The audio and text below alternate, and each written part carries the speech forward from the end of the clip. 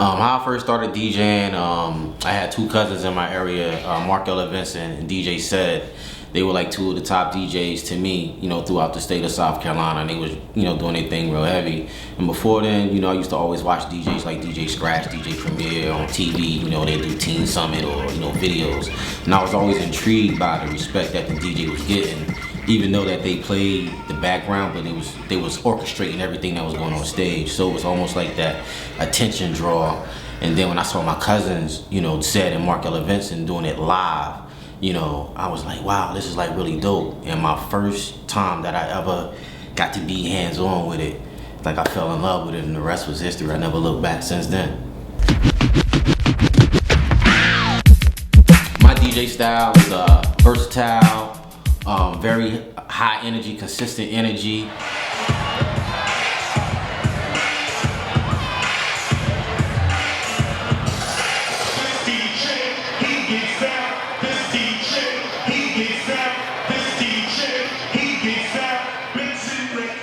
I'm kind of like relentless when it comes to a crowd in a good way.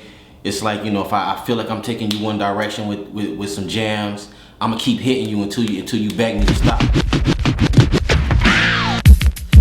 Wildest thing to ever happen to me while DJing. This would probably be top of the list forever. But so I was doing a Grammy party for Anthony Hamilton. And the night that we did the party, party was crazy, So the following night I was at another venue, and it was some females from DC that came out the following night to the second venue. And, they pulled me aside on stage and was like, we want to commend you on a good job, da da da da. So I was like, all right, cool. And then so her girl, continued to tell me a story from the night before, and she was like, I don't think you understand what we're saying. Like, made my friend have a real out-of-body experience, and I just backed up. I'm like, hold up, like, what do you mean?